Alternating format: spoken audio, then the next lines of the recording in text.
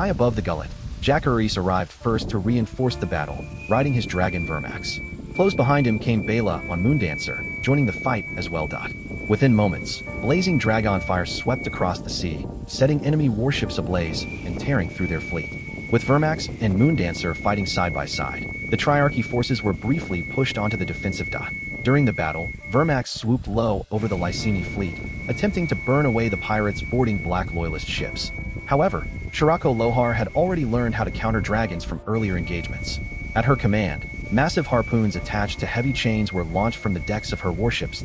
Caught completely off guard, Jackarees and Vermax were ensnared around the neck by one of the chain harpoons. The tremendous force nearly dragged them from the sky. At the critical moment, Bela rushed in to help, allowing Vermax to narrowly escape.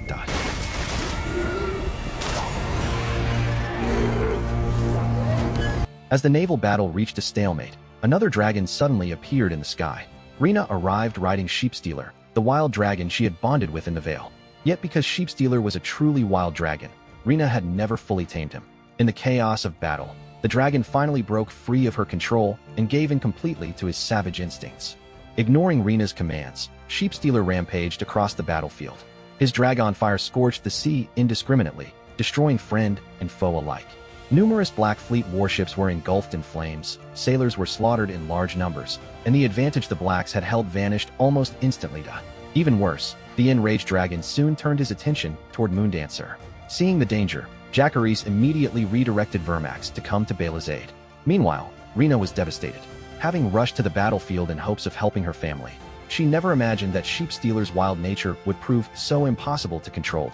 Moments later, Sheepstealer shifted his focus again and began relentlessly pursuing Vermax. At the same time, a new threat emerged. As Vermax flew low over the Triarchy fleet, crossbowmen on the decks seized their chance. A bolt struck the dragon squarely in the neck, and Jackarees could do nothing but desperately urge Vermax to climb higher.